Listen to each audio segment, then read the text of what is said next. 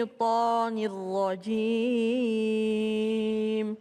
بسم الله الرحمن الرحيم ولن تستطيعوا أن تعدلوا بين النساء ولو حرصتم فلا تميلوا كل الميل فتذروها كالمعلقة وإن تصلحوا وتتقوا فإن الله كان غفورا رحيما صدق الله العظيم. Bismillahirrahmanirrahim. Allahumma salli ala Sayyidina Muhammad wa ala ali Sayyidina Muhammad. Assalamualaikum warahmatullahi wabarakatuh.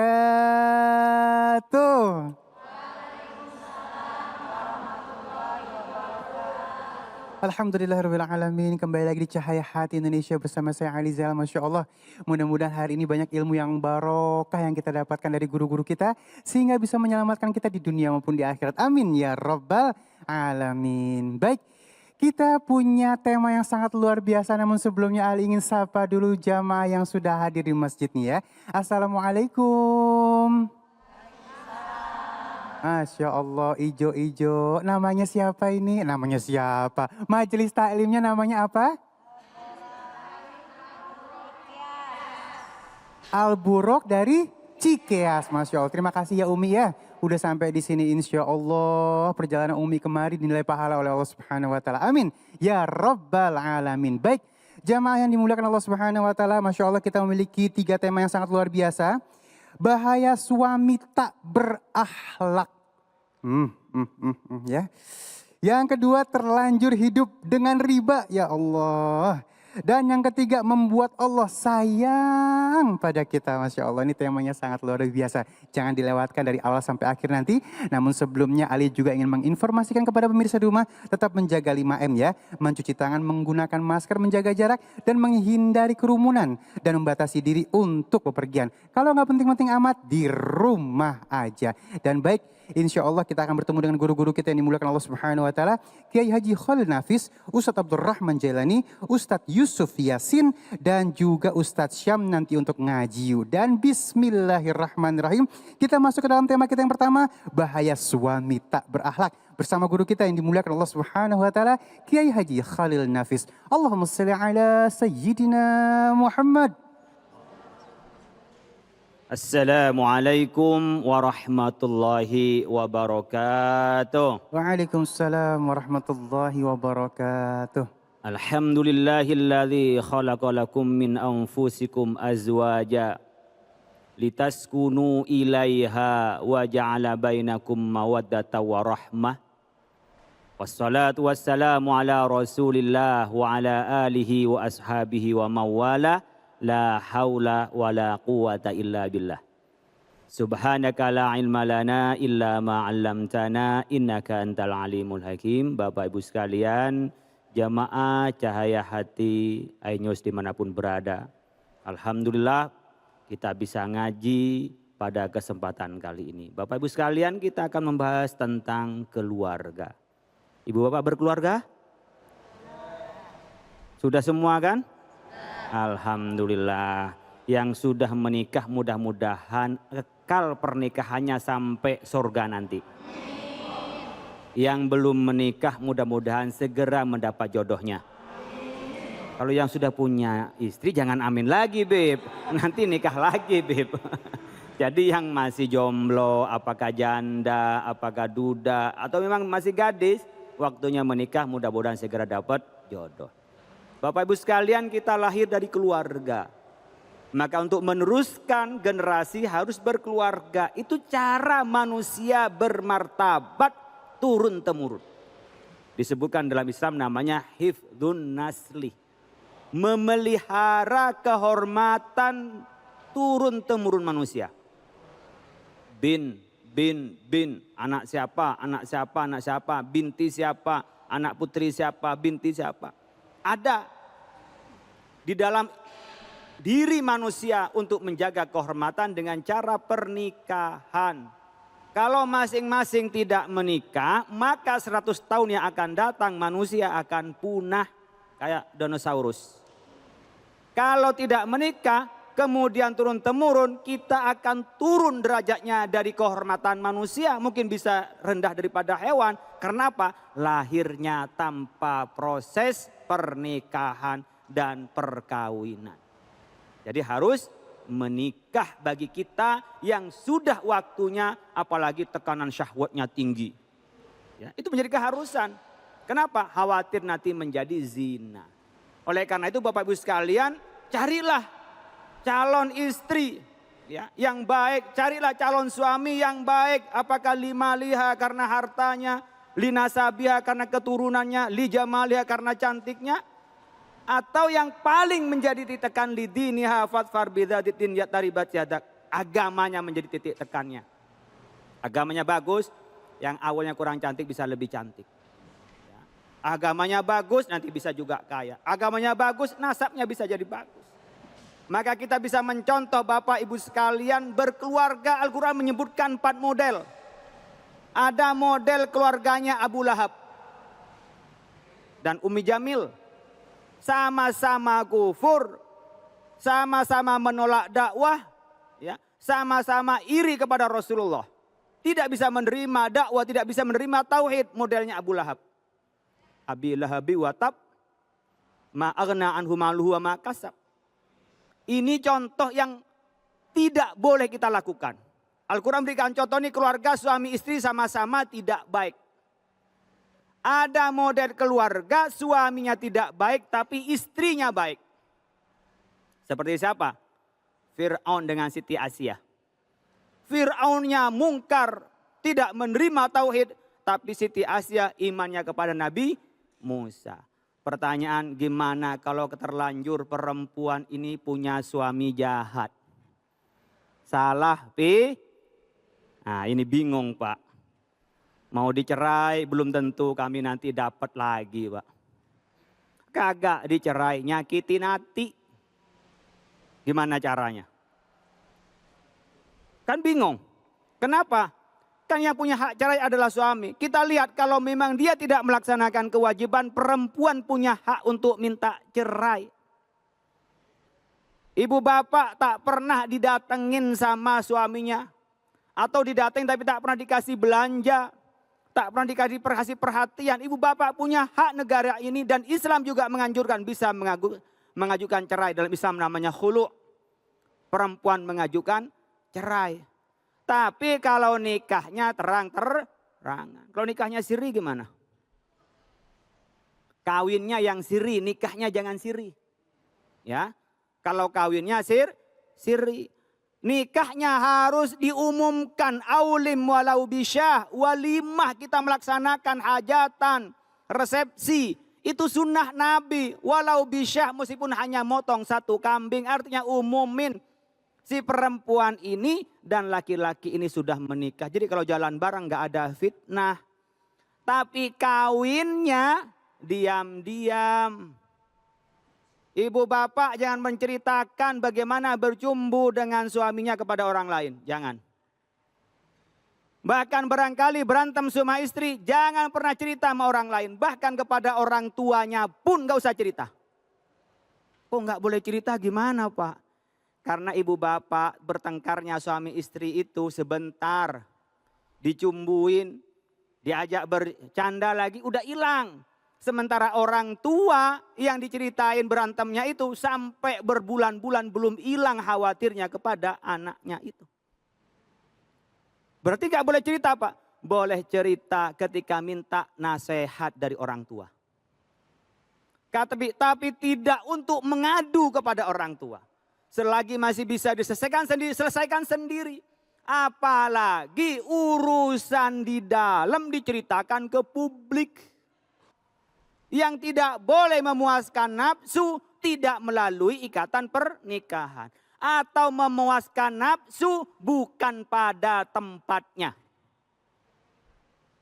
Saya nggak mau cerita lebih jauh, nggak enak ini. Ya, nggak boleh. Jadi ibu bapak boleh bercumbu, tapi tetap di tempat itu saja permainannya. Nggak boleh pindah ke belakangnya. Ya. Kenapa? Ke belakangnya sudah diharamkan meskipun kepada istrinya sendiri. Sama ibu bapak sekalian, boleh bercumbu saat haid, boleh Pak, boleh bermesraan, boleh. Tapi jangan sampai mendatangin yang satu lagi kotor itu. Islam mengajarkan itu Bapak Ibu sekalian, haram. Gak ada ulama yang menghalalkan satu pun. Dan ternyata menurut medis pun jalan depan yang tidak lagi datang bulan, itu banyak virus penyakit. Kalau toh jadi pas ketika hubungan jadi anak pada saat dia haid, katanya sebagian menyebutkan yurisul judam. Itu membuat anaknya jadi anak kena penyakit lepra. Bahayanya. Dan kalaupun itu tidak jadi hamil, itu tempatnya virus bisa bikin perempuan mandul. Kadang-kadang juga membuat apa? Menstruasinya tidak lagi teratur. Allah nggak menyebutkan serinci-rincinya itu. Allah tidak menyebutkan seperti detil-detilnya. Silahkan kita punya akal, bisa meneliti. Ada sains, ada semua yang bisa menjelaskan itu. Tapi Allah memberikan tuntunan. Tidak boleh hubungan intim pada saat haid. Tapi kita bercumbu silahkan. Mau ciuman boleh, mau pelukan boleh. Silahkan yang lain. Tapi nggak boleh yang satu. Demikian juga Anda silahkan nisa'ukum harthul lakum fa'tu harusakum anna syi'tum. Boleh dengan gaya apapun nggak ada masalah. Tapi dengan istrinya dan dengan suaminya. Mau gaya seperti apapun silahkan. Tapi tidak boleh ganti jalannya. Dari depan nggak boleh ganti belakang. Mohon maaf saya jelaskan ini serinci-rincinya untuk hukum, bukan saya untuk bikin yang jorok-jorok ya. Biar paham aja. Karena banyak orang yang melakukan penyimpangan. Nggak puas dengan tuntunan Allah. Itu yang menjadi kebaikan. Tapi malah kepada yang lain, kepada yang lain. Nah, permainan itu yang ibu bapak sekalian lakukan tidak boleh diceritakan kepada orang lain. Maka disebutkan oleh Al-Quran, hunna libasul lakum wa antum libasul lahunna. Ya, mereka ini hunna perempuan, libasul lakum pakaian bagi kalian suami. Wa hunna libasul lakum wa antum sedangkan Anda suami libasul lahunna menjadi pakaian bagi perempuan. Ibu bapak sekarang pakaiannya apa ini warna jilbabnya? Udah lunas belum nyicilnya? Alhamdulillah. Bajunya apa? Putih. Udah lunas juga? Jangan-jangan nambah lagi seragamnya. Biasanya kan majelis taklim banyak seragamnya kan. Satu belum lunas sudah seragam lagi gitu ya. Ibu bapak kira-kira sekarang cantik pakai seragam. Karena apa? Pakai pakaian. Pakaian itu identitas. Tapi lebih dari itu pakaian adalah menutup aurat. Menutup aurat itu apa? Aib. Mungkin saya pakai surban, saya pakai baju, saya pakai sarung. Dalam bahasa sarung ada celana takut terang dari luar. Ibu-ibu juga begitu. Saya di luar ada gamisnya, di dalam ada celana. Itu apa? Nutupin. Biar nggak kelihatan aibnya. Coba ibu bapak sekalian ini datang ke sini nggak pakai pakaian. Hah? Nggak ada yang cantik orang nggak pakai pakaian itu.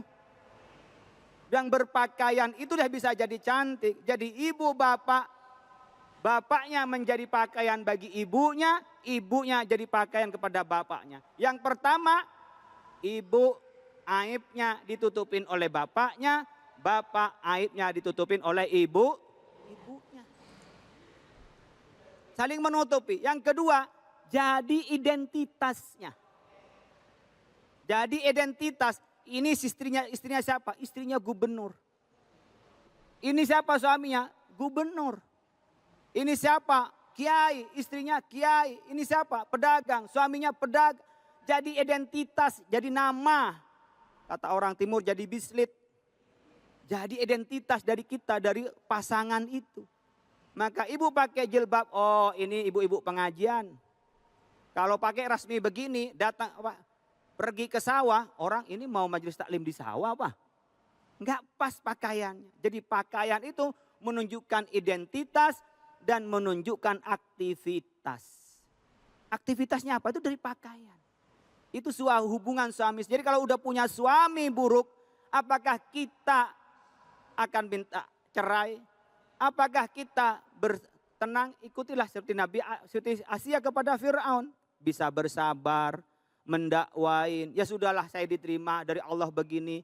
Saya dakwain dia baik. Tapi nggak kuat juga, boleh minta cerai. Kalau sebaliknya bagaimana? Ada suami baik, istrinya nggak baik. Ada seperti keluarganya Nabi Nuh. Nabi Nuh itu Nabi, Rasul, istrinya tidak ikut waliah itu. Anaknya Kan'an tidak ikut. Jadi ibu bapak sekalian jangan pernah mengaitkan pendakwah dengan karena istrinya tidak sesoleh yang disampaikan oleh suaminya. Karena anaknya tidak sebaik apa yang disampaikan oleh penceramah itu. Allah menunjukkan bahwa ada Rasul dan Nabi yang anaknya pun gak ikut. Yang boleh kita mengaitkan kalau penceramah itu, sang ustadz itu, sang tokoh agama itu ngomongnya gak seperti yang dia lakukan. Tapi soal anaknya, istrinya bukan tanggung jawabnya untuk memberi hidayah. Karena yang memberi hidayah adalah Allah. Kita ingin keluarga seperti keluarga Nabi Muhammad dengan Siti Khadijah Al-Kubra. Saling mencintai. Nabi tidak poligami sampai Siti Khadijah itu wafat. Atau keluarganya seperti keluarganya Nabi Ibrahim. Dengan ada Siti Hajar, ada juga Siti Sarah. Kita coba Sarah, Siti Sarah. Siti itu adalah Sayyidati, disingkat menjadi Siti. Yang mulia. Karena kita nggak tega nyebut langsung Sarah atau Hajar. Maka itu Siti, Sayyidati. Poligami nggak apa-apa. Boleh Pak poligami? Boleh. Ya, Beb. Berani Beb? Nggak berani. Itu soal berani. Kalau bolehnya boleh. Tapi bagi orang yang bisa berbuat adil. Fa'in khiftum alla ta'dilu fawahida. Kalau sekiranya nggak mampu adil, satu saja. Maunya mau sih setiap laki-laki mau poligami bu. Nggak ada laki-laki yang nggak mau poligami. Tapi kemauan kalah dengan rasa takutnya seperti saya. Saya nggak nyebut Habib Ali udah pasti kan mas. Saya juga gitu mas saya. Nah takut apa? Takut tidak adil di hadapan Allah. Takut. Takut juga diomelin mertua. Takut juga diomelin anak-anak. Takut bagian dari takut daripada kita menyisakan masalah, ya sudah tidak poligami. Kalau mau poligami silahkan, itu emergency exit. Bagi orang yang butuh nikah lagi silahkan. Islam gak pernah melarang. Ada orang yang melarang poligami sama sekali itu tidak baik. Karena Islam perbolehkan. Ada orang yang menganjurkan poligami sepenuhnya. Itu juga tidak baik. Poligami itu dilakukan Bapak Ibu sekalian. Sekiranya diri memang satu tidak cukup. Kebutuhan untuk menambah, ada satu hal yang terjadi dalam keluarganya, tapi pastikan dalam diri bisa berbuat adil. Tapi kalau nggak bisa berbuat adil, satu saja. Biar apa? Nanti hisapnya di hadapan Allah berat. Yang kedua, di dunia pun kita bingung ke kanan ke kiri. Satu, marah istri tua, lari ke istri muda. Marahin juga, artinya apa? Akhirnya tidak tidur di istri muda, tidak tidur di istri tua, tidurnya tidur di masjid. Masya Allah. Makasih, mudah-mudahan bermanfaat Bapak Ibu sekalian dan keluarga kita menjadi keluarga sakinah mawaddah. Kurang lebih mohon maaf. Wallahul muwaffiq ila aqwamit thoriq. Wassalamualaikum warahmatullahi wabarakatuh. Waalaikumsalam warahmatullahi wabarakatuh. Masya Allah, terima kasih ilmunya guru yang dimuliakan Allah Subhanahu wa taala, Kiai Haji Khalil Nafis. Masya Allah nikmat sekali ya. Dan baik, jamaah yang dimuliakan Allah Subhanahu wa taala, kita akan membahas tema yang selanjutnya ini ya. Terlanjur hidup dengan riba. Waduh, gimana jalan keluarnya? Dan nanti insya Allah akan disikapi oleh guru kita Al-Ustadz Abdurrahman Jailani. Jangan kemana-mana, tetap bersama kami di Cahaya Hati Indonesia.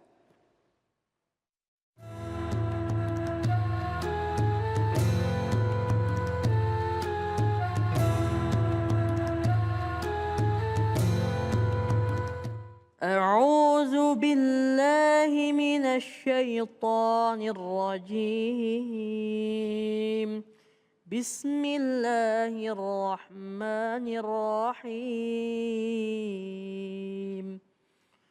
الذين يأكلون يأكلون الربا لا يقومون إلا كما يقوم الذي يتخبطه الشيطان من المس ذلك بأنهم قالوا إنما البيع مثل الربا وأحل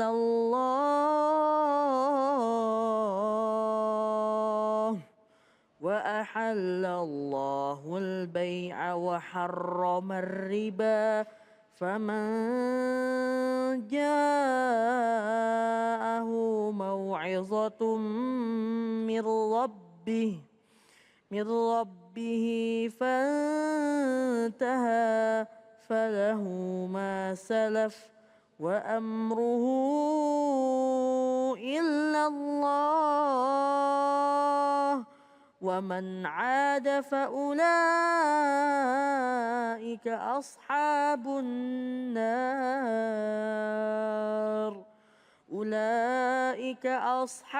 النار هم فيها خالدون صدق الله العظيم. Maha benar Allah dengan segala firman-Nya, Masya Allah. Terima kasih Qori kita, Raisa Abdi Perdana. Kembali lagi di Cahaya Hati Indonesia. Dan ini tema sangat luar biasa ya, jangan dilewatkan. Karena kita akan membahas tentang terlanjur hidup dengan riba. Gimana solusinya? Langsung aja kan kita sikapi guru kita yang dimuliakan Allah Subhanahu wa taala, Al-Ustaz Abdurrahman Jailani. Allahumma shalli ala sayyidina Muhammad. Assalamualaikum warahmatullahi wabarakatuh.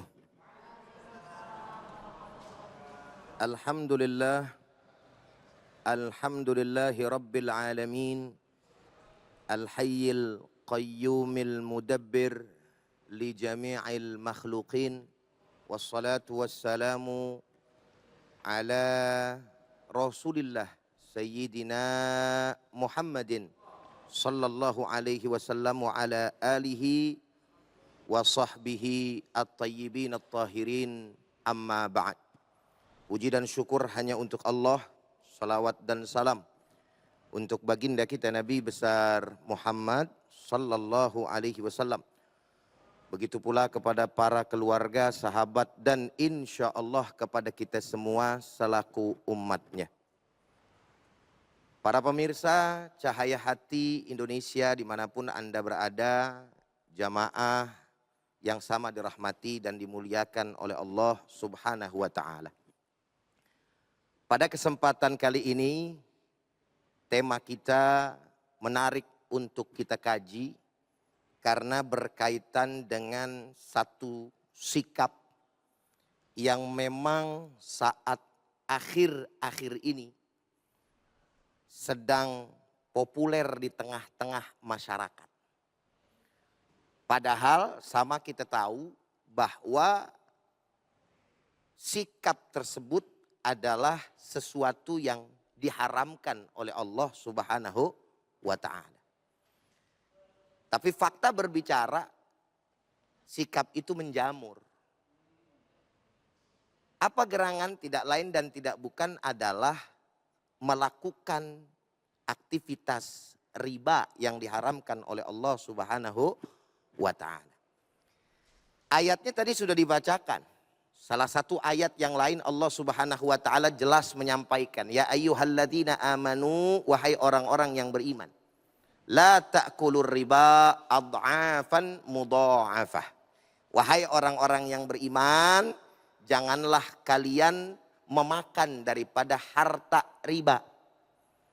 Ujung ayatnya ad'afan mudha'afah, yaitu yang berlipat lagi dilipatkan. Makna riba bisa kita katakan aziyadah, tambahan. Nah, tambahan inilah ibu-ibu sekalian, para pemirsa dimanapun Anda berada, yang menjadikan harta tersebut riba. Karena tambahan tadi bukan masuk dalam kategori hak yang seharusnya diambil. Na'udzubillah summa na'udzubillah min dzalik. Fenomena yang ada di tengah-tengah kita, kebanyakan orang-orang melakukan daripada riba, alasannya cuma satu. Apa kira-kira Bu? Yaitu tekanan ekonomi. Betul nggak? Pusing, cari jalan keluar, bagaimana caranya. Atau ada juga satu sisi lain yang ingin mendapatkan keuntungan yang banyak, tapi maunya instan, akhirnya minjem. Tapi dia nggak sadar, atau bahkan mungkin dia sadar. Tetapi dia nggak peduli bahwa apa yang dilakukannya adalah satu perbuatan riba. Nah, manakala kemudian pada akhirnya sudah dijalanin, lalu dia dapetin akibat daripada perlakuan atau sikap riba tadi, barulah banyak di tengah-tengah orang yang sadar akan bahaya daripada riba. Bu, Assalamualaikum. Masih hidup? Alhamdulillah. Riba ini dalam kacamata Islam bukan perkara sepele loh. Tapi perkara yang betul-betul harus diperhatikan oleh hamba-hamba Allah Subhanahu wa taala yang beriman. Sampai-sampai ada yang mengatakan bahwa ketika kita melakukan riba, dosanya itu bagi laki-laki sama seperti menzinahi daripada ibunya sendiri. Sedangkan bagi perempuan sama dia telah menzinahi ayah kandungnya sendiri. Assalamualaikum. Bayangin tuh. Ustadz mau tanya, jawab yang kompak. Kira-kira keras enggak tuh? Assalamualaikum. Ini kelamaan nih, udah kecapean nih. Muka-muka letih dan lesuh gitu ya. Cuman lagi mikir dia. Ini kan satu hal yang memang oleh agama kita betul-betul seharusnya diperhatikan oleh mereka yang mengaku beriman kepada Allah Subhanahu wa taala. Sampai dosanya disamain sama zina, bahkan lebih hebat dari zina. Kalau zina mati bang sama orang lain. Ini dosa riba, zina, tapi sama orang tua sendiri. Masya Allah, tabarakallah. Ustadz, lalu bagaimana sekarang caranya ketika saya ini udah terlanjur Ustadz? Pertama, kalau misalkan memang kita sudah terlanjur masuk dalam wilayah riba, lalu kita mau bertobat kepada Allah Subhanahu wa taala, maka kencengin tuh kalau orang Betawi bilang tobatnya. Niatnya juga mesti kuat. Artinya benar-benar harus mencari cara yang memang diridhoi oleh Allah Subhanahu wa taala. Bukan udah terjerat riba, terus kemudian masuk lagi ke kandang riba yang lain. Maksudnya bagaimana Ustadz? Ustadz, saya udah ditagih nih. Ada kan yang ngomong begitu Bang Ali? Kepepet saya Ustadz, saya pinjam ke sono kemari kagak dikasih, sama tetangga boro-boro belaga budek gitu kan. Mau minjem duit kagak dikasih, sama saudara juga kagak peduli. Akhirnya saya pinjam lagi Ustadz, sama siapa? Ame rentenir, gali lobang tutup lobang. Itu namanya bukan tobat. Caranya bagaimana para pemirsa yang sama dirahmati oleh Allah Subhanahu wa taala? Yakin dong kepada Allah. Kalau Allah Subhanahu wa taala pasti akan memberikan jalan. Enggak mungkin kagak ada jalan dari Allah Subhanahu wa taala selama kita sabar. Sejauh mana tingkat ketaatan kita, kedekatan kita kepada Allah dalam meminta proses bantuan kepada Allah Subhanahu wa taala. Bukan kemudian situasi yang ada di tengah-tengah kita karena baru berusaha 1 sampai 2 kali, minjem sono sini kagak dapat, lalu melegitimasi apa yang kemudian kita lakukan, udah nggak ada jalan lain yang diberikan sama Allah, akhirnya minjem lagi. Dan minjemnya ke tempat siapa? Ke tempat orang-orang juga rentenir. Na'udzubillah summa na'udzubillah min. Nah, yakinin dulu, mantepin hati. Ya Allah, saya mau bayar nih utang. Saya mau keluar dari riba. Saya tobat ya Allah. Tolong kasih saya jalan. Kan Allah yang udah janji. Kalau misalkan kita benar. Kalau misalkan kita betul-betul ingin taat kepada Allah. Dengan jalan takwa. Orang yang bertakwa udah dijanji nama Allah. Wa may yattaqillah yaj'al lahu makhraja. Wa yarzuqhu min haitsu la yahtasib. Siapa orang yang bertakwa kepada Allah Subhanahu wa taala, pasti Allah akan memberikan jalan keluar. Dan Allah akan memberikan rizki dari arah yang enggak disangka-sangka. Bukan malah kemudian mencari jalan yang tidak dirodai pula oleh Allah Subhanahu wa ta'ala. na'udzubillah, summa na'udzubillah min dzalik. Makanya saudara hadirin yang sama dirahmati oleh Allah Subhanahu wa taala. Kadang ada orang juga bilang begini, Pak Ustadz, sebab saya ini kalau minjem ke sono kemari kayak tadi itu, sama saudara, sama yang namanya tetangga, pada pelit Pak Ustadz. Fenomena yang ada di tengah-tengah kita juga mengenai persoalan ini harus diluruskan dua belah pihak. Yang pertama, orang Islam seyogianya harus memperhatikan daripada saudaranya yang lain. Artinya jangan pelit-pelit kalau ada saudara yang memang butuh. Pinjemin. Tulis hitam di atas putih. Betul apa betul? Sebagai bukti kalau misalkan nanti ada apa-apa, bisa kemudian diselesaikan dengan baik. Jangan pas lagi melas doang orang datang. Terus kemudian kita kasihan udah main pinjamin aja. Giliran dia susah bayarnya marah-marah. Betul apa betul? Banyak gak orang yang model kayak begitu? Apa jangan pelakunya? Hah? Tapi di satu sisi lain ada juga Bang Ali, orang yang minjem tapi nggak jujur. Assalamualaikum. Ini kan yang jadi perkara masalah. Kenapa ketika kita minjem lagi sama saudara, sama tetangga, terus kemudian tetangga males. Ngapa? Lu mah cakepnya kalau pas minjem doang. Giliran ditagi entar sok. Dikerasin dikit galakan dia pakai banting-banting meja. Entar juga kau bayar. Wah ilaha illallah. Ada yang begitu ada? Assalamualaikum. Ada yang begitu ada? Di sini ada.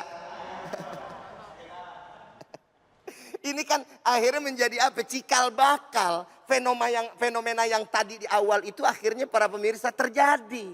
Orang nggak mau kemudian minjemin lagi. Betul apa enggak? Makanya Bu, Pak, kalau kita yang namanya hidup jadi orang itu juga, apa adanya. Jangan ada apenya. Punya teman ibarat kata kelas atas lebih dari dia. Pengen nyamain padahal kesanggupan kagak. Akhirnya karena gaya yang diuber, duit kagak ngegablok, orang Betawi bilang, maksa-maksa minjem. Tuh. Lagi Ustaz tanya, banyak yang kayak begitu modelnya? Banyak apa kagak?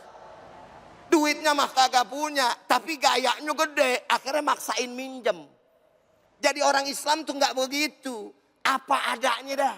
Bahkan kalaupun kita kagak minjem bahasanya sama orang lain nih. Kalau kita mau beli benda, mau beli banda. Tuh kalau orang Jakarta ngomong nih Bu.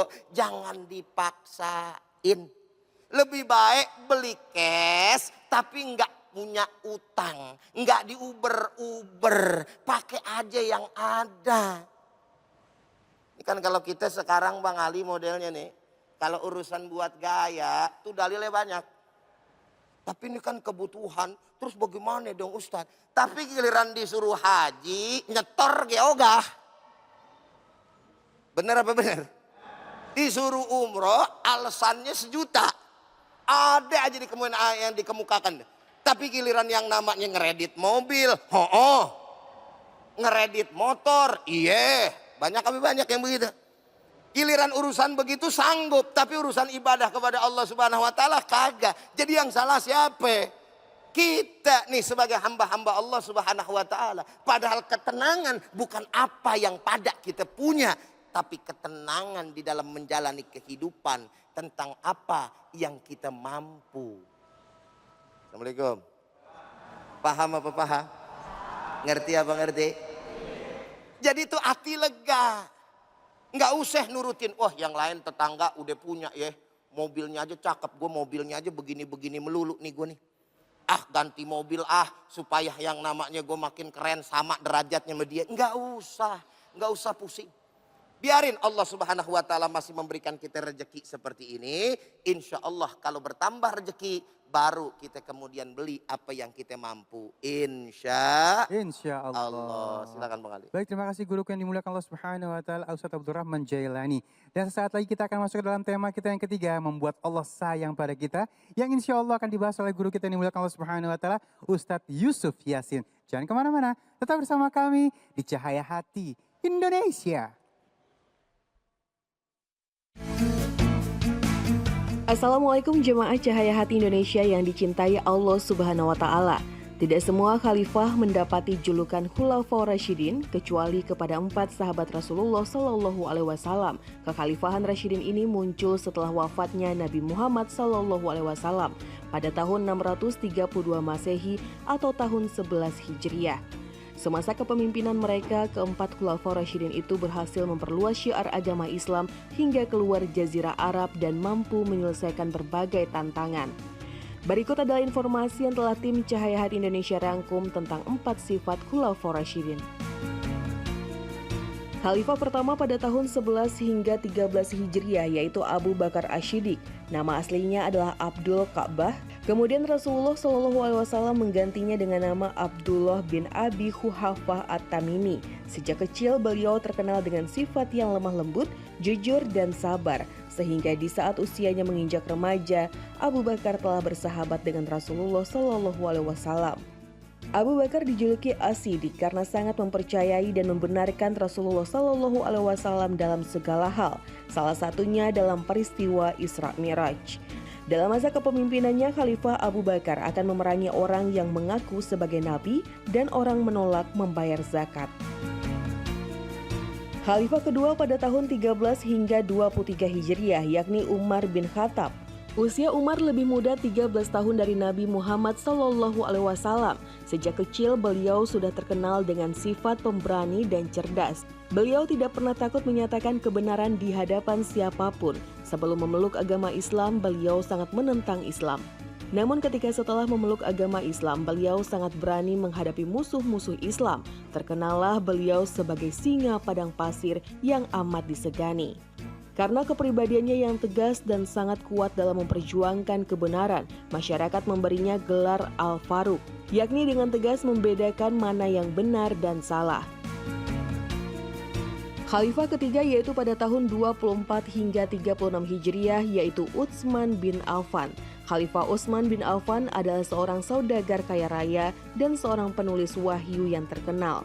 Usianya 5 tahun lebih muda dari Nabi Muhammad Sallallahu Alaihi Wasallam. Khalifah Utsman dikenal sebagai orang yang pendiam dan berbudi pekerti yang terpuji. Khalifah Utsman banyak melakukan amal kebaikan sehingga ia mendapat gelar Ghaniyun Syakir, yakni seorang kaya yang banyak bersyukur kepada Allah Subhanahu wa Ta'ala. Sekalipun ia sebagai orang yang kaya raya, namun beliau tak segan-segan untuk ikut berperang dan tidak pernah menjaga jarak dengan masyarakat kelas bawah. Oleh karena itu, ia diberi julukan Zun Nur Ain, artinya yang memiliki dua cahaya. Khalifah keempat pada tahun 36 hingga 41 Hijriah yaitu Ali bin Abi Thalib. Beliau dilahirkan di kota Makkah pada tanggal 12 Rajab, tahun ke-30 setelah kelahiran Nabi Muhammad Sallallahu Alaihi Wasallam. Karena keberaniannya yang sangat luar biasa, sahabat Ali mendapatkan gelar Singa Allah dan Karamallahu Wajhahu, yaitu tidak pernah sujud kepada berhala, jadi Allah memuliakan wajahnya dan memeliharanya agar senantiasa menghadap Allah semata. Itu dia informasi yang telah tim Cahaya Hati Indonesia rangkum mengenai 4 sifat Khulafaur Rasyidin. Semoga pemirsa jamaah Cahaya Hati Indonesia senantiasa menteladani sifat-sifat terpuji yang dimiliki Khulafaur Rasyidin. Amin ya Rabbal Alamin. Kembali lagi di Cahaya Hati Indonesia dan masuk ke dalam tema kita yang ketiga yaitu membuat Allah sayang pada kita. Masya Allah ya. Bu, mau disayang sama Allah? Mau disayang sama Allah? Dibenci mau? Kagak, na'udzubillah min zalik. Gimana caranya? Langsung saja kita sikapi dari guru kita yang dimuliakan Allah Subhanahu wa Ta'ala, Al-Ustadz Yusuf Yasin. Allahumma shalli ala Sayyidina Muhammad.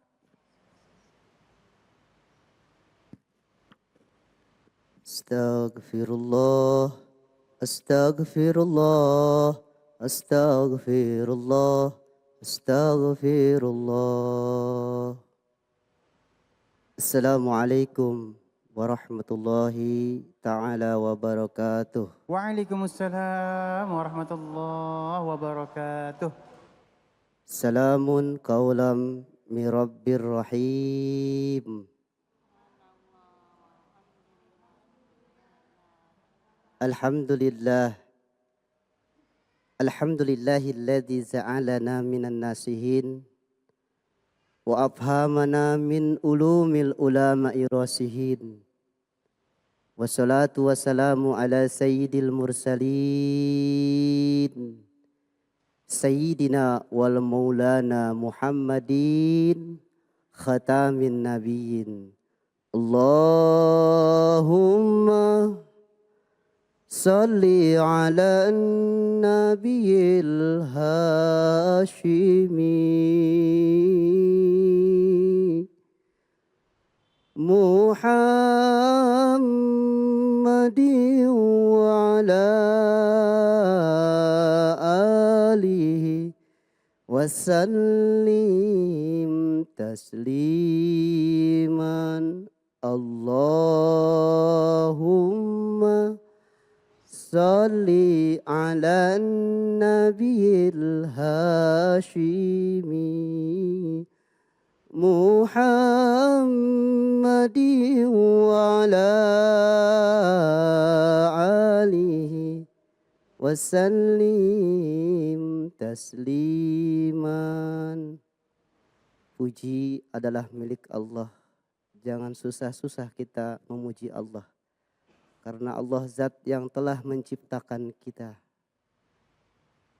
Patutlah Allah memiliki puji yang mulia dari hamba-Nya. Dan beristighfarlah kita kepada Allah, memohon ampun. Karena kita manusia, tempatnya ruang salah dan dosa. Patutlah kita bersolawat kepada Nabi karena kita adalah umat baginda Nabi Muhammad sallallahu alaihi wasallam.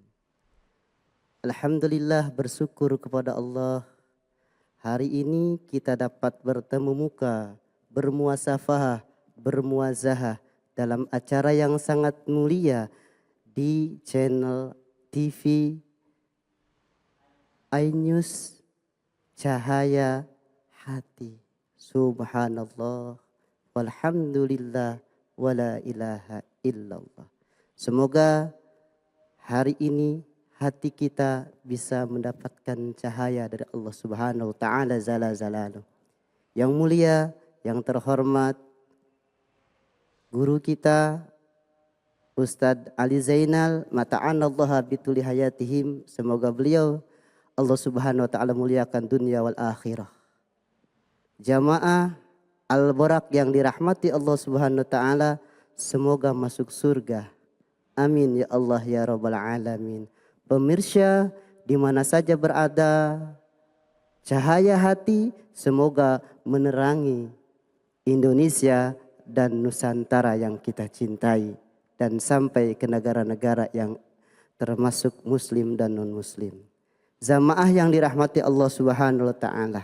Alhamdulillah, saya bersyukur pada kesempatan hari ini bisa berdiri, diberikan nikmat sehat walafiat, sempat kita dapat duduk di dalam tamunya Allah Subhanahu wa taala.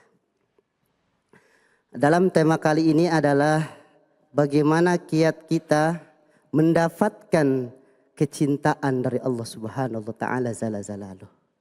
Subhanallah. Saya mendengar temanya saja saya bergetar hati saya. Karena kenapa? Sangat sulit, banyak jalan yang kita tempuh, tapi sangat sulit kita mendapatkan kecintaan Allah. Bagaimana kiatnya supaya kita mendapatkan kecintaan Allah? Yang pertama, saya akan bahas tentang berzikir kepada Allah. Di dalam surat Al-Ahzab ayat yang pertama, ya ayyuhalladzina amanu zkurullaha zikran kasiron. Hamba-hamba Allah umat baginda Nabi Muhammad SAW yang dirahmati Allah dan dianugerahi Allah iman dan Islam pada kesempatan hari ini. Manusia yang banyak berzikir kepada Allah. Fa insa Allah mamlu'un birahmah, akan Allah turunkan rahmat. Kenapa? Karena dia selalu mengingat Allah. Bagaimana caranya? Ada metode di dalam Al-Quran. Ada metode di dalam hadis baginda Nabi Muhammad sallallahu alaihi wasallam.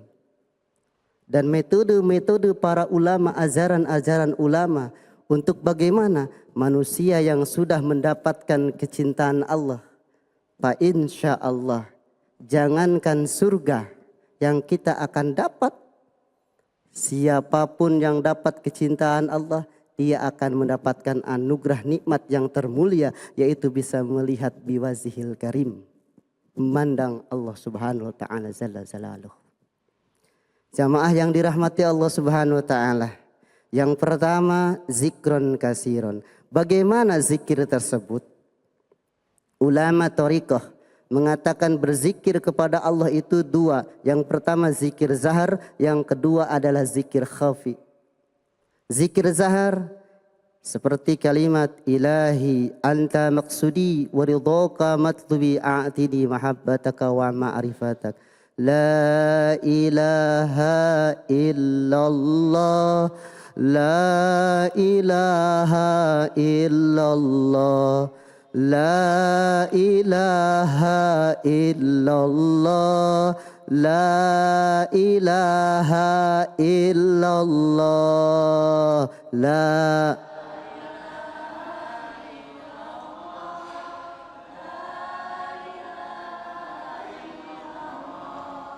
La ilaha ilaha illallah, la ilaha illallah, la ilaha. illallah. Lakukanlah zikir ini bukratan wa asilah, di pagi hari, terus di sore hari, di siang hari, di malam hari, kita selalu bersama Allah subhanahu wa ta'ala jalla jalaluh. Lisan kita selalu menyebut yang dinamakan Rabb kita. La ilaha illallah, la ilaha. Kita rasakan kenikmatan berzikir kepada Allah. La ilaha illallah. Mulut kita yang selalu berdosa berzikir kepada Allah. Lidah kita yang selalu mengufat orang lain berzikir kepada Allah. Hilang semuanya. Subhanallah, walhamdulillah, wala ilaha illallah, wallahu akbar. Jamaah yang dirahmati Allah subhanahu wa ta'ala. Tentunya kita ingin punya poin bagaimana mendapatkan kecintaan Allah. Yang pertama, kita harus mengikuti maunya Allah. Karena kenapa? Karena kita seorang hamba, Allah adalah zat yang maha pencipta. Allah lah zat maha pencipta yang berhak kita cintai. Bagaimana cara mencintainya? Ikuti perintah Allah. Fa insya Allah kita akan mendapatkan kecintaan Allah subhanahu wa ta'ala. Jamaah yang dirahmati Allah subhanahu wa ta'ala, yang diberikan kemuliaan insya Allah dunia fil akhirah. Pada halakah yang mulia ini, majlis yang tentram, kita duduk bersama dan dimulai zikir-zikir kepada Allah. Fa insya Allah wa tatma'inu qulubuhum bizikrillah. Ketika kita mengumandangkan zikir, hati kita akan tentram, hati kita akan tenang. Subhanallah. Jamaah yang dirahmati Allah subhanahu wa ta'ala jalla jalaluh. Satu poin saja saya akan azarkan, dan saya juga diazarkan oleh para ulama. Bagaimana caranya kita menghadirkan kecintaan Allah kepada diri kita. Ilahi anta maksudi waridhoka matlubi. Berdoalah, ilahi ya Rabb anta maksudi, tidak ada yang aku maksud kecuali engkau ya Rabb. Waridhoka matlubi, seluruh aktivitasku dari awal terbit matahari sampai matahari terbenam. Ilahi anta maksudi waridhoka matlubi, aku adalah ingin keriduanmu. A'tini mahabbataka, berikanlah ya Rabb kecintaan kepadaku. Berikanlah ya Rabb kecintaan kepadaku untuk mencintaimu. Jamaah yang dimuliakan Allah subhanahu wa ta'ala. Ciri manusia yang dicintai Allah, manusia tersebut adalah manusia yang diberikan selalu nikmat iman dan Islam. Bisa mengerjakan ibadah solat, manusia tersebut adalah manusia yang dicintai Allah. Karena solat adalah taufik dari Allah subhanahu wa ta'ala dan hidayahnya. Manusia yang mendapatkan taufik dan hidayah kecintaan Allah adalah manusia yang selalu menjaga dirinya, bagaimana perintah Allah selalu dilaksanakan dalam kehidupannya. Walaupun kita manusia banyak berdosa, tapi kita berusaha untuk meminimaliskan dosa kita kepada Allah. Makanya banyaklah berzikir ibu-ibu, insya. Siang hari berapa Ustadz? Tak terhitung, tak terhingga. Kenapa? Karena nikmat Allah banyak diberikan kepada kita. Kenapa Ustadz nikmat Allah berikan banyak kepada kita? Karena Allah mencintai kita.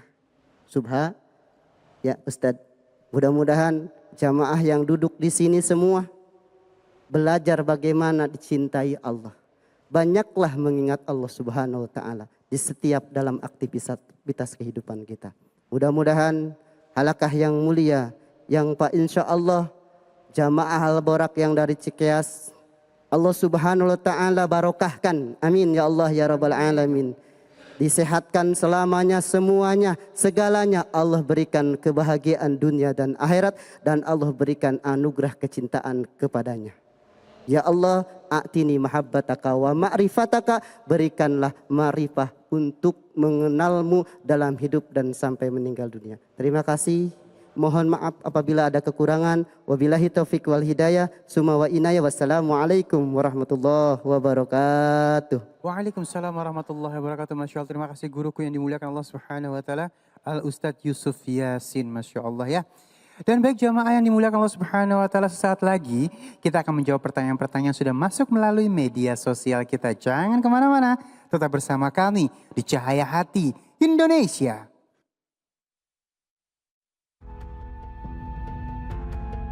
Assalamualaikum jamaah Cahaya Hati Indonesia yang dirahmati Allah Subhanahu wa taala. Tanda-tanda kenabian Rasulullah Shallallahu alaihi wasallam sudah tampak sejak beliau masih di usia belia. Tidak hanya manusia yang mengetahuinya, melainkan seluruh alam juga mengamini kenabiannya. Salah satunya adalah pohon sahabi yang diyakini pernah meneduhkan Muhammad kecil ketika bertemu dengan biarawan Nasrani bernama Bahira. Berikut ini adalah kisah pohon sahabi, tempat berteduhnya Rasulullah Shallallahu alaihi wasallam. Kisah pertemuan pohon sahabi dengan Rasulullah Shallallahu alaihi wasallam dimulai dari tradisi berdagang kabilah-kabilah Arab termasuk kaum Quraisy, suku yang juga keluarga besar Rasulullah. Saat itu Nabi Muhammad yang masih berusia 12 tahun ikut bersama rombongan pamannya Abu Thalib untuk berdagang ke daerah Syam yang saat ini dikenal sebagai Suriah. Ketika sedang berteduh di tengah perjalanan, Abu Thalib bersama rombongan didatangi seorang pendeta Nasrani bernama Bahira. Bahira yang sebelumnya dari kejauhan melihat tanda-tanda alam yang tidak lazim, yaitu awan yang terus bergerak mengikuti rombongan kabilah dagang dari bangsa Arab, langsung teringat dengan tanda-tanda kenabian dalam kitabnya. Bahira pun langsung menjamu sekelompok orang tersebut, tapi Bahira tidak melihat satupun di antaranya anggota kabilah Arab yang memiliki tanda-tanda kenabian seperti yang disebutkan dalam kitabnya.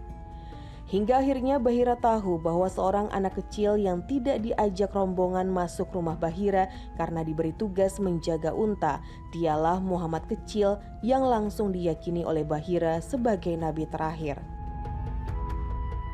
Bahira juga melihat ketika Nabi Muhammad sedang duduk di bawah pohon sahabi, ranting-ranting pohon menunduk, berusaha menutupi Nabi Muhammad agar tidak terkena terik panas matahari. Dia pun berpesan kepada Abu Thalib untuk selalu menjaga putra kecil itu, karena suatu saat ia akan membawa keberkahan bagi umat manusia. Kini setelah 1400 tahun berlalu, pohon itu secara tidak sengaja ditemukan kembali oleh Pangeran Ghazi bin Muhammad di sebuah gurun Yordania. Uniknya pohon tersebut hanya hidup sendirian, tanpa ada pohon lainnya di tengah gurun yang tandus.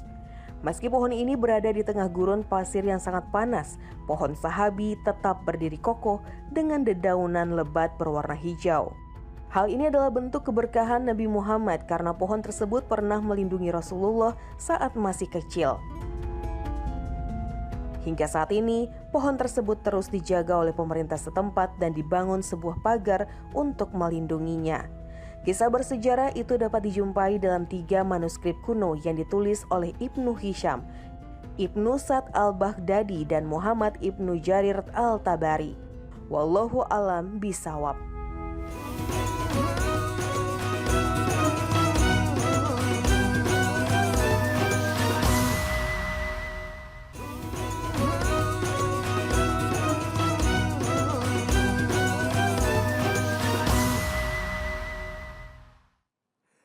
lagi di Cahaya Hati Indonesia dan Masya Allah kita masuk ke dalam sesi tanya jawab. Sebelum Ali bacakan pertanyaan-pertanyaan yang sudah masuk melalui media sosial kita kasih kesempatan dulu buat ada yang di masjid dulu ya. Assalamualaikum Umi. Siapa dulu nih yang mau nanya? Baik, ini insya Allah pertanyaan untuk guru kita yang dimuliakan Allah Subhanahu Wa Taala, Kiai Haji Khalil Nafis, silakan. Jangan lupa namanya ya. Assalamualaikum warahmatullahi wabarakatuh. Waalaikumsalam warahmatullahi wabarakatuh. Nama saya Retno dari Majelis Taklim Al-Buraq Cikeas. Izin bertanya Ustadz, saya lihat di medsos nyetrika, nyuci, dan masak itu adalah pekerjaan suami. Padahal yang kita lihat itu adalah pekerjaan istri. Bagaimana dalam Islam pembagian tugas suami istri itu? Terima kasih. Wassalamualaikum warahmatullahi wabarakatuh. Waalaikumsalam warahmatullahi wabarakatuh. Korban medsos ini. Baik, Ya. guru silakan. Ibu bapak sekalian, sebenarnya ketika berumah tangga, laki-laki itu qawwamuna 'alan nisa bima faddalallahu.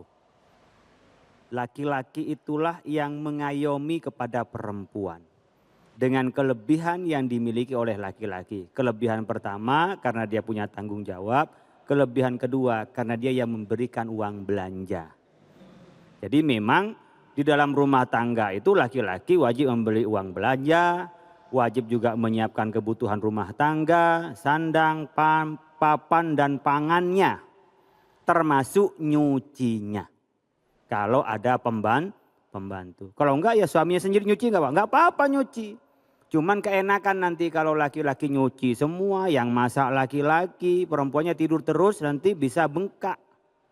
Ya. Oleh karena itu sebenarnya apakah yang nyuci laki-laki tanggung jawab laki-laki, tapi yang ngerjain bisa perempuan. Bisa yang ngerjain pembantu, bisa yang ngerjain laundry. Intinya apa? Di dalam rumah tangga itu dibangun kesepakatan yang nyaman, wa ashiruhunna bil ma'ruf.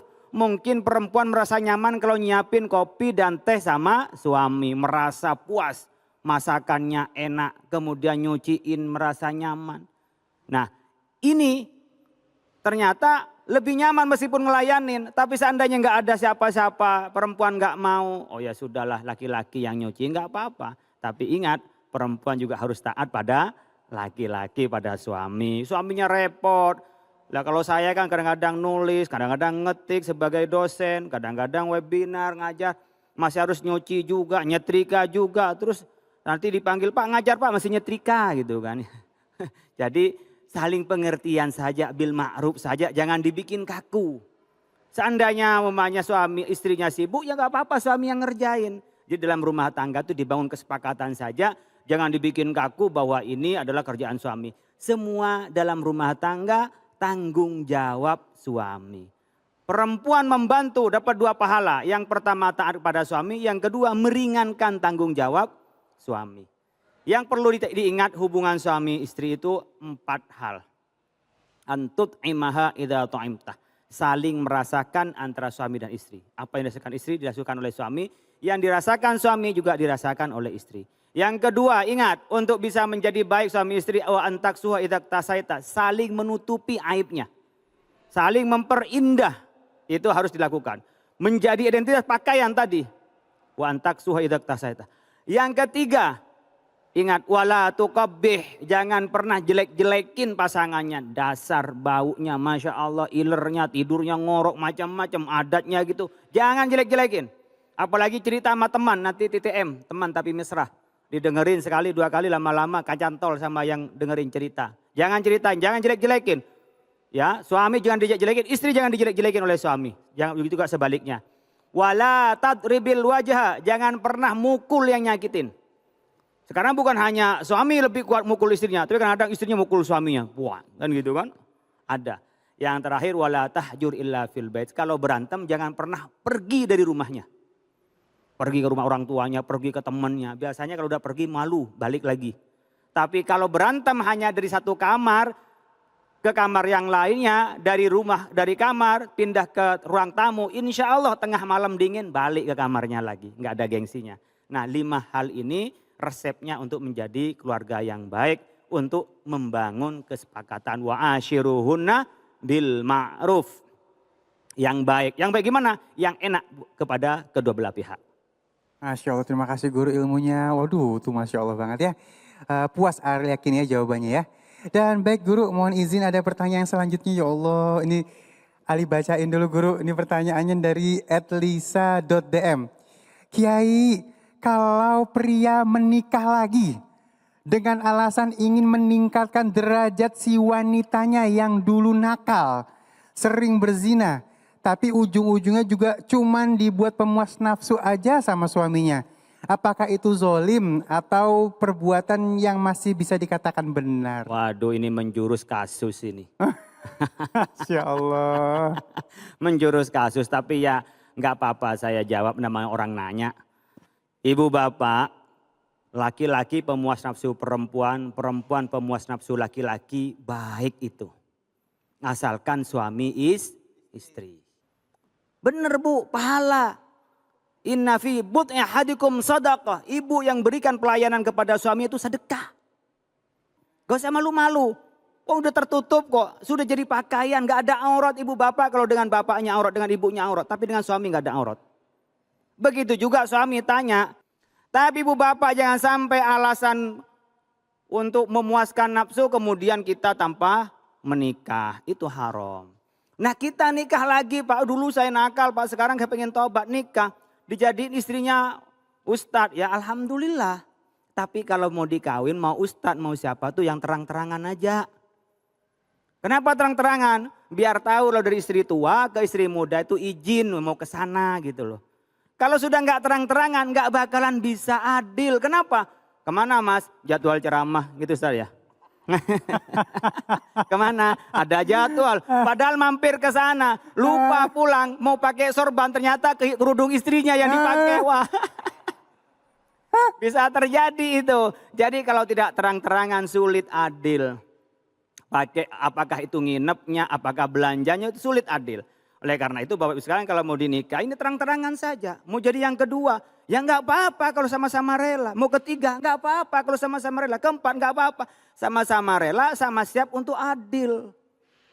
Tapi jangan dijadikan ini pelampiasan hawa nafsu saja untuk semata-mata kenikmatan. La'anallahu dzawwakin. Hanya nikah dua hari, 5 hari, 7 hari itu yang nggak boleh. Tapi niat berkeluarga, menambah istri, kiranya mampu secara ekonomi dan adil, silahkan.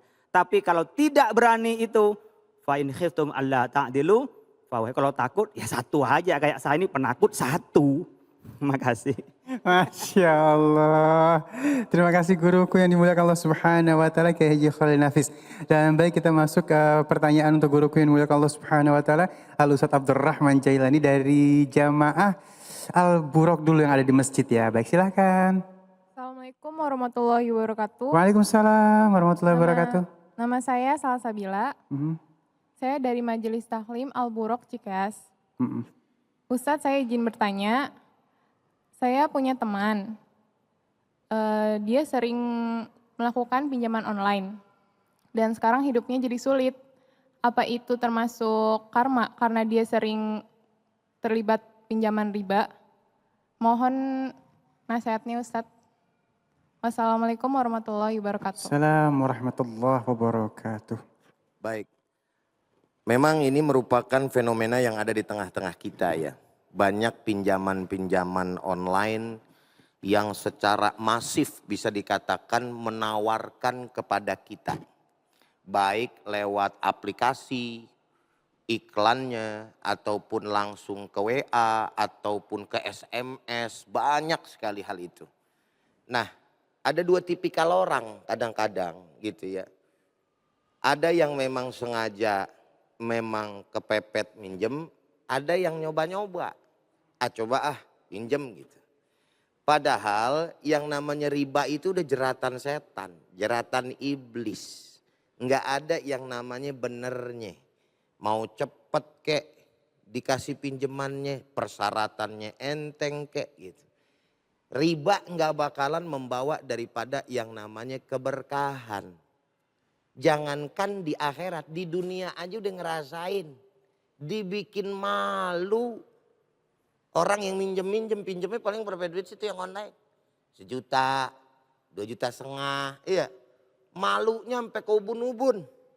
Sebab telat sehari 2 hari aja menurut pendengaran yang kita terima, ya kan. Itu enggak saudara, enggak tetangga, kontak semua telepon yang ada, diteleponin tempat kerja.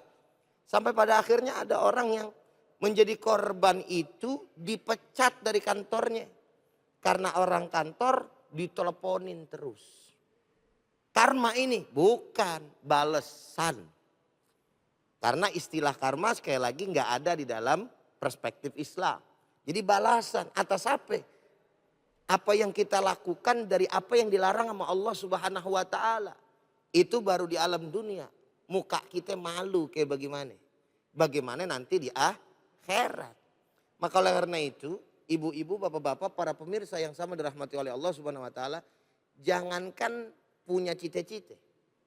Ngimpi aja kalau bisa, ngimpi aja. Mau riba gitu, jangan udah. Jangankan punya cita-cita, ngimpi kalau perlu jangan. Karena riba akan menjerat kita sedemikian rupa yang pada akhirnya bukan hanya saja menghilangkan daripada persoalan, gitu, tapi justru menambah persoalan. Malah makin gede tuh persoalan, tadinya cuman kagak punya duit doang, iya kan? Istilahnya pusing sendirian namanya keluarga, gara-gara minjem online malu, mending sekampung. Kalau sekampung sih masih terbatas, ini di kantor juga, apa juga. Nauzubillah summa nauzubillah min zalik. Apalagi nanti yang namanya balasan kita di akhirat kalau kita nggak bertobat dari sikap itu. Dan ingat bahwa yang namanya riba, kata Nabi, idza dhahara zina war riba fil qaryah faqad ahallu azaballah. Ini yang harus digarisbawahi. Apabila telah nyata, nampak merajalela zina dan riba di satu negeri, maka sungguh negeri tersebut orang-orangnya menghalalkan azab Allah Subhanahu wa taala. Artinya perilaku yang seperti ini, baik zina maupun riba, itu mengundang daripada azab Allah Subhanahu wa ta'ala. Masya Allah, cukup ya Ibu ya, Masya Allah ya. Mudah-mudahan kita semua terhindar dari yang namanya riba. Amin ya Rabbal Alamin. Baik guru, ada pertanyaan yang selanjutnya dari media sosial. Ali mohon izin untuk bacain. Ustaz, saya dapat kerjaan baru. Alhamdulillah. Tugasnya nagihin utang orang. Astagfirullah. Dan kerjaan baru tugasnya nagihin utang orang. Apakah itu halal ya Ustadz? Hati saya kok jadi bimbang. Tapi saya butuh kerjaan supaya bisa dapat uang. Baik. Kalau dalam istilah kita namanya kan debt collector Debt gitu ya. collector. Iya. Nah, ini bukan berarti kita pada akhirnya tidak menghargai profesi orang ya Bang Ali ya. Para pemirsa ya. Karena pertanyaannya ini adalah mengenai masalah hukum dalam agama gitu ya. Maka sudah jelas. Ini fungsi debt collector apa sih? Nagihin gitu kan? utang. Nagih hutang. Iya. Nagih hutang kepada siapa? Si peminjam gitu ya. Dengan cara adanya bunga kan gitu ya. Itu udah pasti itu. Kalau misalkan orang minjem biasa nggak ada apa-apa, roman-romannya kagak perlu deh debt collector, betul Bener, nggak sih? gak perlu ditagih juga, dibayar duluan. Artinya debt collector ini dimanfaatkan oleh mereka, kalau bahasa kita tuh kerennya finance gitu ya. Finance? Ya finance saya itu dia benar. Baru kemarin belajar bahasa Inggris. Iya. Ya, perusahaan finance kayak begini yang orientasinya ke arah praktek riba. Maka ketika kemudian kita kerjanya seperti itu, Ustadz bagaimana nih? Ya jelas, man a'ana ala maksiatin walau bisyitri kalimatin faqad kana lahu syarikan fiha. Tolong menolong dalam kemaksiatan adalah maksiat. Jangankan ibarat kata tolong menolong secara real, nunjuk aja kata Nabi siapa orang yang menolong perbuatan maksiat walaupun dengan isyarat telunjuk saja, dia nggak ngerjain nih, nunjukin tempat maksiat, maka dia termasuk sama dengan orang yang mengerjakan maksiat. Kalau ini kan ngebantu namanya perusahaan, di mana metode perusahaan tersebut bertabrakan dengan ajaran agama Islam. Bagi orang yang beriman gak ada alasan Bang Ali. Ya Pak Ustadz kan sekarang nyari duit susah. Ngukurnya jangan pakai ngukur dunia. Kalau kita punya yang namanya keyakinan kepada Allah, selama kita mau nyari duit yang halal, itu nggak ada cerita, pasti jalannya ada. Cuman yang jadi persoalan, sabar nggak dalam proses nyari rezeki yang halal. Kan begitu Bang Ali. Kalau nyari rezeki yang haram mah, ya apa juga bisa kita kerjain. Maka Bapak dan Ibu, para pemirsa yang ada di rumah, jangan sekali-kali pemikiran kita tuh ya selalu senantiasa menghalalkan apa yang haram. Kalau ditanya gitu, bagaimana nih nyari rezeki? Ya Pak Ustadz, jangan kata rezeki yang halal, yang haram aja susah kan gitu. Istilah ini mendorong seseorang untuk ya udahlah namanya kondisi kayak begini, mau haram kek, mau halal kek, urusan belakangan, urusan 17. Yang penting anak istri makan. Kelihatannya memang benar, artinya ada tanggung jawab dari orang laki-laki yang mau menafkahi daripada istri dan anaknya. Tetapi ingat, memberikan nafkah kepada anak dan istri itu wajib harus dengan nafkah yang halal. Terakhir sebagai penutup, Nabi menyampaikan manishtara sauban alfadarahim wa fiha dirhamun minal haram lam tuqbal salatuhu madama syai'un minhu. Siapa orang yang beli satu baju seharga 1000 dirham, satu dirhamnya dari hasil yang haram, enggak diterima sholatnya selama bajunya menempel di badannya. Sekarang kita harus berpikir dan dipikirkan oleh kita semua bagaimana itu duit masuk ke dalam yang namanya anak istri kita perutnya, lalu kemudian dia menjadi pribadi yang bertakwa ataukah pribadi yang bermaksiat kepada Allah. Wallahu a'lam bishawab. Baik, terima kasih guru yang dimuliakan Allah Subhanahu wa taala dan pemirsa di rumah. Sesaat lagi kita akan melengkapi kebahagiaan kita dengan belajar ngaji atau memperbaiki bacaan Al-Quran kita. Masya Allah ya. Jangan kemana-mana, tetap bersama kami di Cahaya Hati Indonesia. Kembali lagi di Cahaya Hati Indonesia dan Masya Allah ya. Pasti pemirsa di rumah sudah siapkan Al-Qurannya. Dan kita sama-sama belajar yuk, kita memperbaiki bacaan Al-Quran kita. Yuk, ngaji yuk, ayo.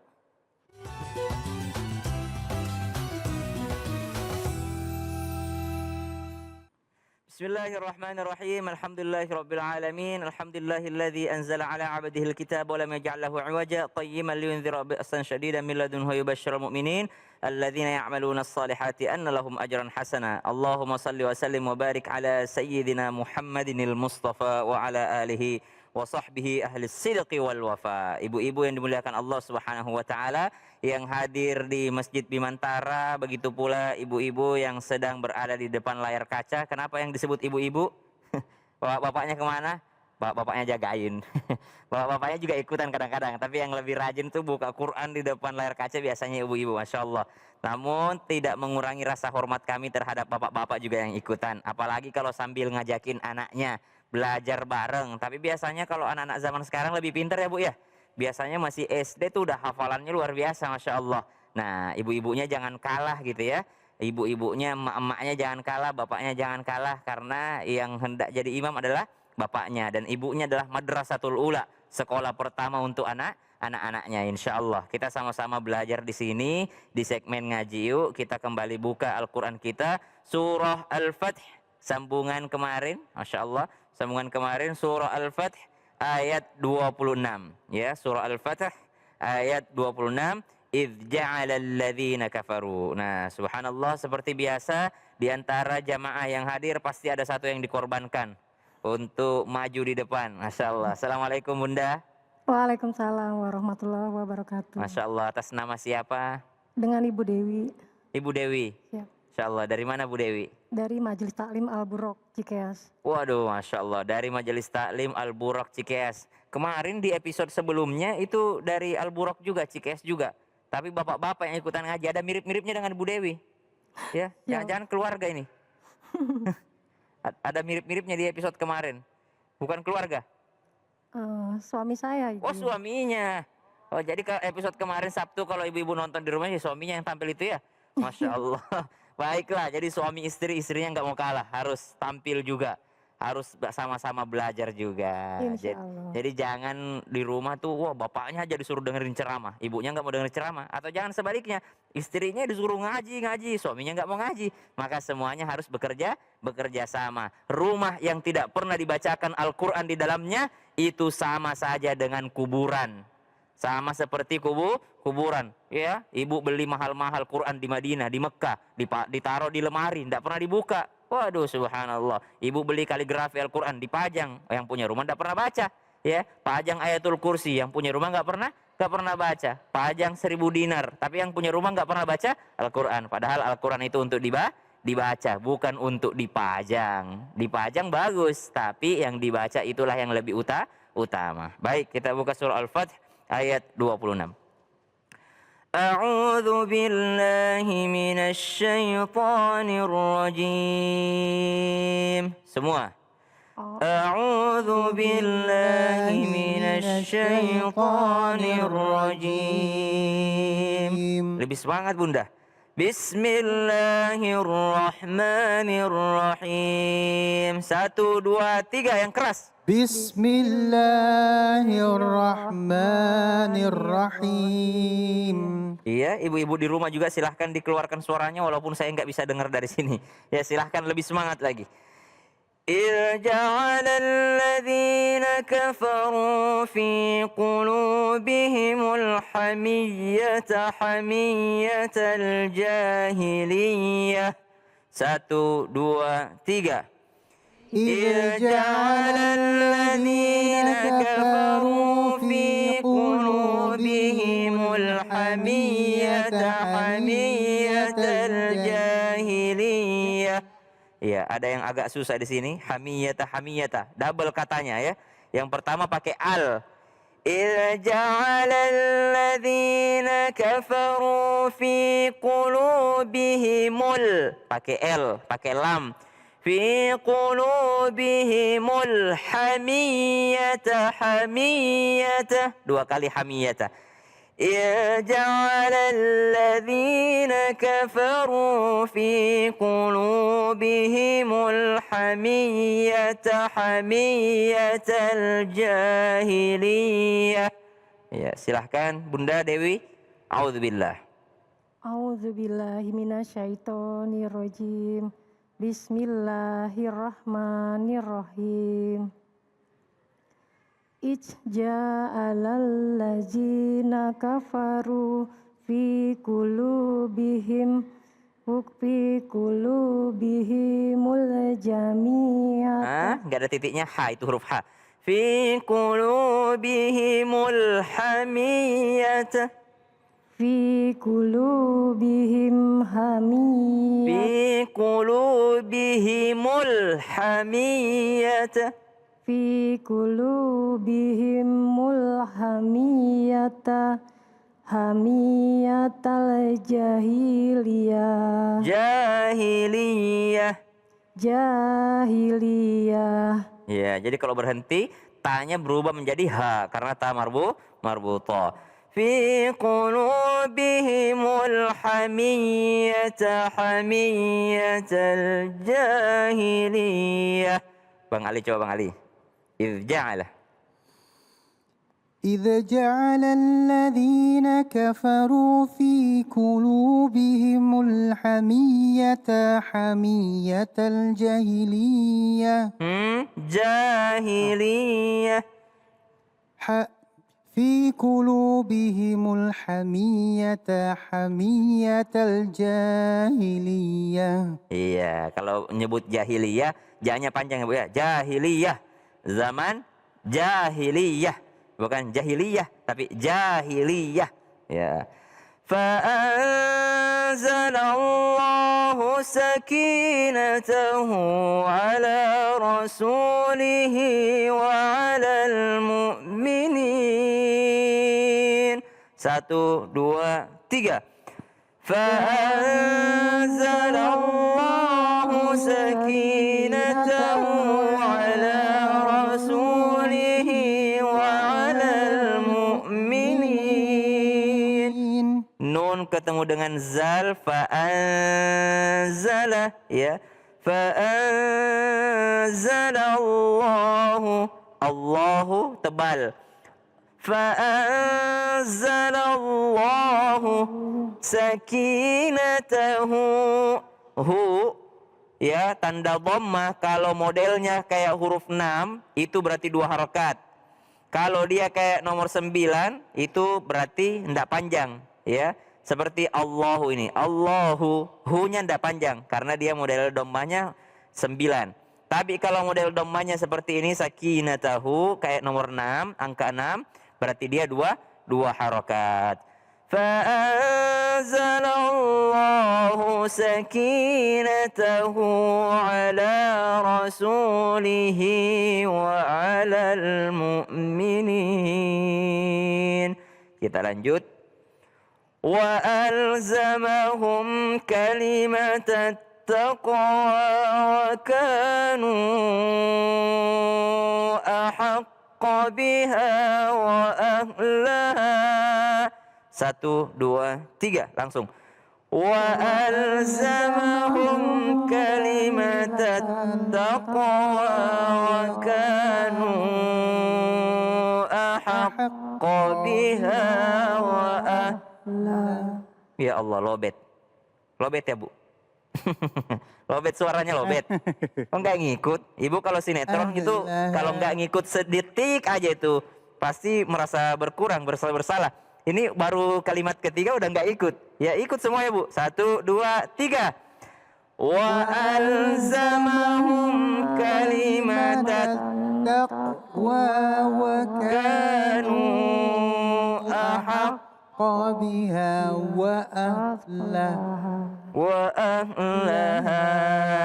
Ya, lanjut.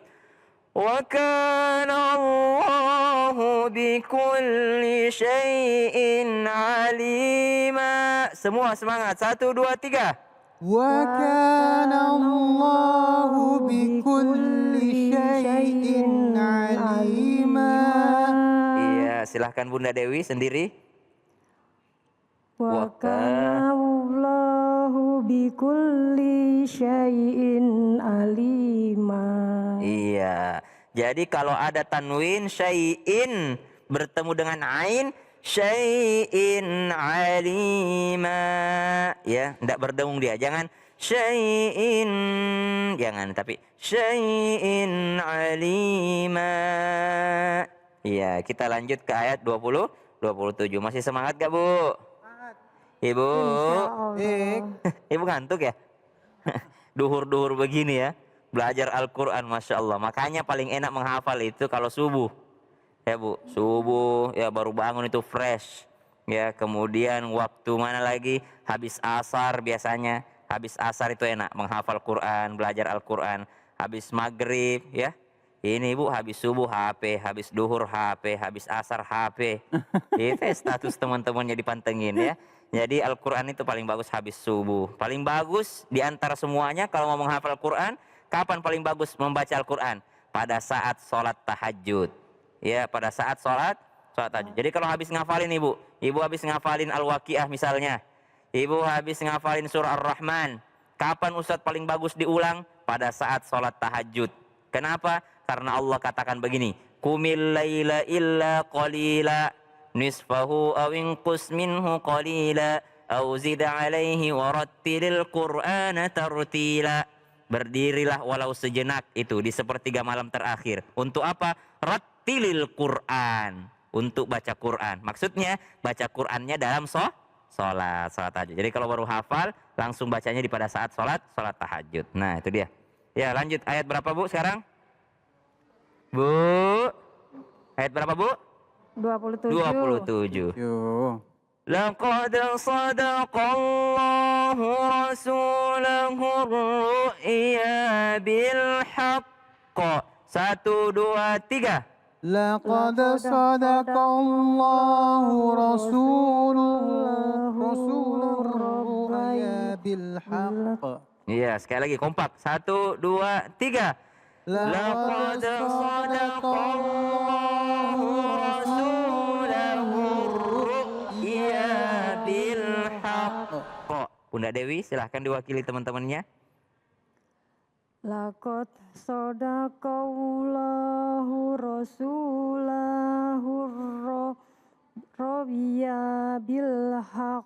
Iya, jadi kalau ada tasydid seperti ini, ar-ru'ya, laqad sadaqallahu rasulahur, nempel dia. rasulahur ru'ya bil haqq. Ya, kita lanjut. La tadkhulunnal masjidal haram insya'allahu aminin. 1, 2, 3. La tadkhulunnal masjidal haram insya'allahu aminin. Silahkan Bang Ali. La tadkhulunnal masjidal haram insya'allahu amin. Aminin. Amin. Iya, jadi bukan amin ya, tapi aminin. Habis nafasnya. Ya, jadi kalau ada alif misalnya dia berdiri ya. 2 harokat. Aminin. Aminin. Ya, kita lanjut. Muhalliqina ru'usakum wa muqassirina la takhafun. 1, 2, 3 semua. Muhalliqina ru'usakum wa muqassirina la takhafun. Silahkan Bunda Dewi. Muhallikin naru. Ya, jadi kebiasaan saya lihat orang baca Quran itu di sini Bunda, dia tidak tahu memanjangkan. Muhallikina, dia muhallikinna. No, muhallikina. Jadi ada orang membaca begini. Qul a'udzu birabbin nas.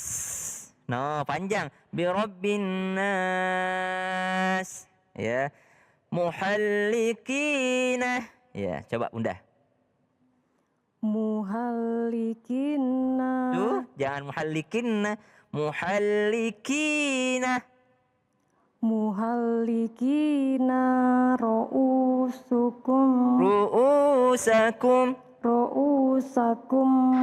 wa mukassirin. Iya. La takhfun. La takhafun. La takhafun. Iya, lanjut. Fa'alima ma lam ta'lamu faja'ala min duni dhalika fathan qariba. 1, 2, 3. Fa'alima ma lam ta'lamu faja'ala min duni dhalika fathan qariba. Fa'alima, tidak ada yang panjang. Fa'alima, jangan lagi ditambah-tambahin harokatnya. Fa'alima, no, tapi langsung. Fa'alima, malam, ma-nya 2 harokat. Malam ta', pakai ain. Coba semua, ain. Ai. Au. Ba. Ya, jadi au ba ya. Malam ta'lamu faja'ala, ada ain lagi. Faja'ala min, nun ketemu dengan dal berdengung. Min duni dzalika fathan, ta berdesis sedikit. Fathan qariba. Han qaf ketemu qaf berdengung. Silakan Bunda. Fa'alima. Fa'alima malam. Ma yang pertama pendek, ma yang kedua panjang. Fa'alima ma. Fa'alima malam ta'lamu faja'ala min duni zalika fathan qariba. Iya, tulisannya memang qoriban, tapi bacanya qoriba. Ya, kenapa? Karena dia fathatain kalau berada di akhir ayat atau akhir kalimat, kita bacanya 1. Ya, Kita lanjut. Huwallazi arsala rasulahu bil huda wa dinil haqq liyudhhirahu 'ala ad-din kullih wa kafa billahi syahida. Insyaallah, mudah-mudahan kita lanjutkan di Sabtu yang akan datang insyaallah. Ayat ini luar biasa ya, menjelaskan tentang baginda Nabi sallallahu alaihi wasallam ya, di mana Rasulullah sallallahu alaihi wasallam adalah utusan. Ya, apa mukjizatnya Rasulullah, Bu? Al-Qur'an. Nabi Musa apa mukjizatnya? Tongkat. Tongkatnya masih ada nggak sekarang? Nggak ada, udah hilang ya.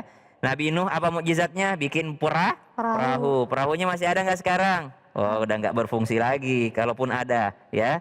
Yang lain, nabi-nabi yang lain mukjizatnya masih ada nggak sekarang? Mukjizatnya nabi-nabi yang lain sudah nggak ada, nggak ditemukan lagi. Tapi Rasulullah Sallallahu Alaihi Wasallam sampai sekarang orangnya sudah nggak ada. Ila rafiqil a'la, tapi Al-Quran masih ada dan masih berlaku.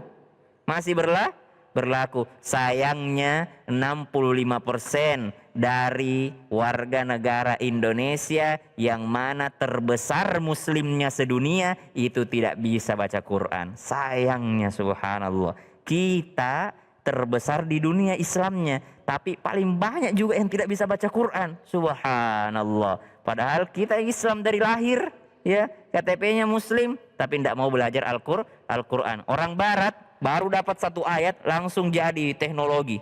Luar biasa. Langsung jadi ilmu. Bahkan di rumah sakit di sana digunakan ilmu Al-Quran.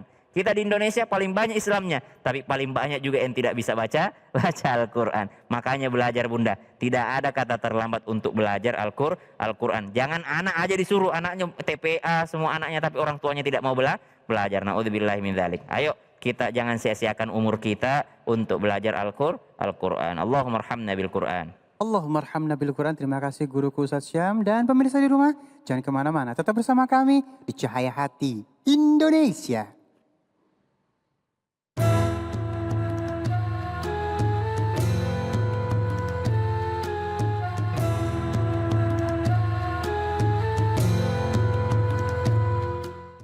Alhamdulillah, hamba-hamba Allah pencinta kesucian jiwa. Sucikan jiwa kita dengan berzikir kepada Allah. Fa insyaallah kita akan dapat kenikmatan kecintaan Allah Subhanahu wa taala. Karena manusia yang berzikir cirinya manusia mencintai Allah. Mudah-mudahan dengan berzikir jiwa kita akan suci, kita akan bertemu dengan yang maha suci. Terima kasih. Mohon maaf. Wabillahi taufiq wal hidayah. Summa wa inayah. Wassalamualaikum warahmatullahi wabarakatuh. Para pemirsa dimanapun Anda berada, ketahuilah bahwa ketenangan, kenyamanan, kebahagiaan baik di dunia maupun di akhirat tidak lain dan tidak bukan yaitu al-imtitsalu awamirillah wajtinabu nawahihi, yakni melaksanakan segala perintah Allah dan menjauhi segala larangan Allah. Dari segitu banyak atau sedemikian banyak yang namanya larangan Allah, salah satunya adalah riba.